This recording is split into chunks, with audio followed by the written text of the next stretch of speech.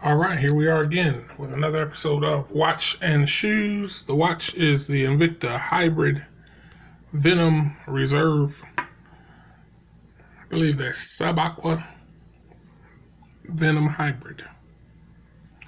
All right, the shoe. This is one of the first reviews of shoes that I did. Not the first, but one of them. But back then I did collaborations. This shoe versus another shoe. And I feel like this shoe's been telling me ever since. Almost 100 shoe videos have been made since that time. Put some respect on my name. This shoe has been asking for its own independent video, not shared with anybody else. So I'm going to fulfill that request because I respect the name.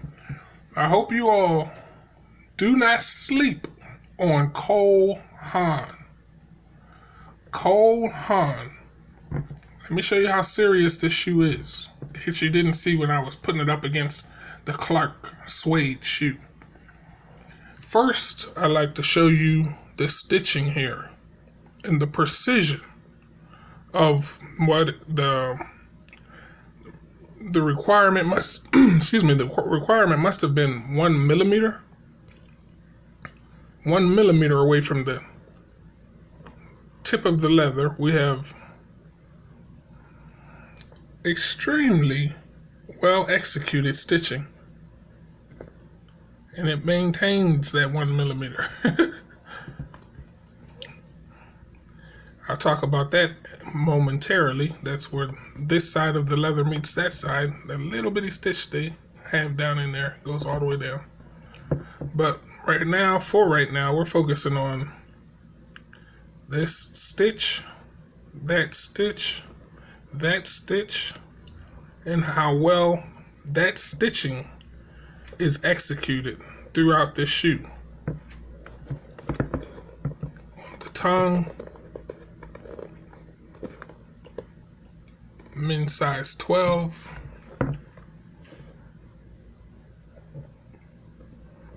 Not sure how much you appreciate stitching, but I really appreciate precision.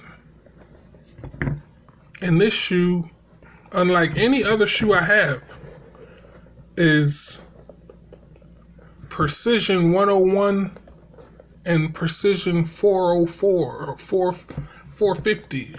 It's like it is in it of itself a college course on precision. Precision with the needle, precision with leather. It's a very basic element shoe, just leather and stitching for the upper.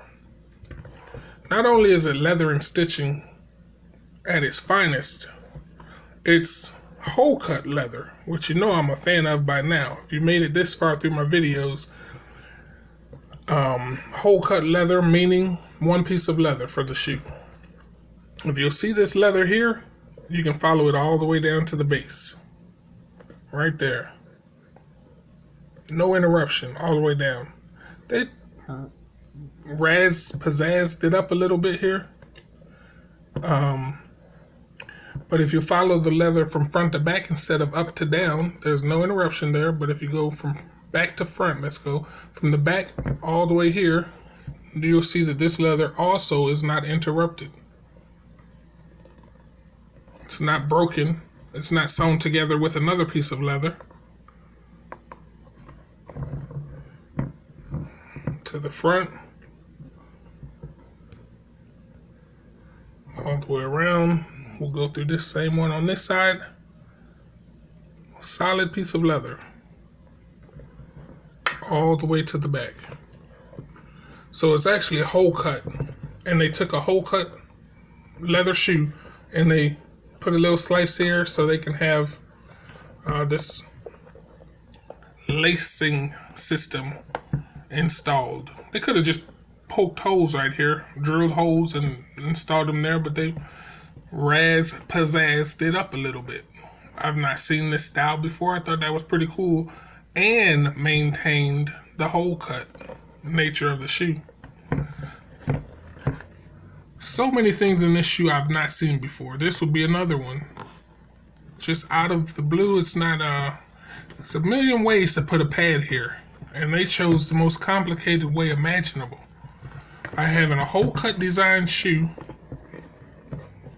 all this one piece of leather, and then managed to stick padding in there and not have any stitching or anything showing you how it's held together. Just a bunch of solid leather. I took the insole out of the shoe. With it in there, I thought it was a little bit too snug. With it out, it's a perfect fit. And something else I've never seen. Just a foam pad is the insole of the shoe. I'm not sure if you can see, but that foam is actually spongy.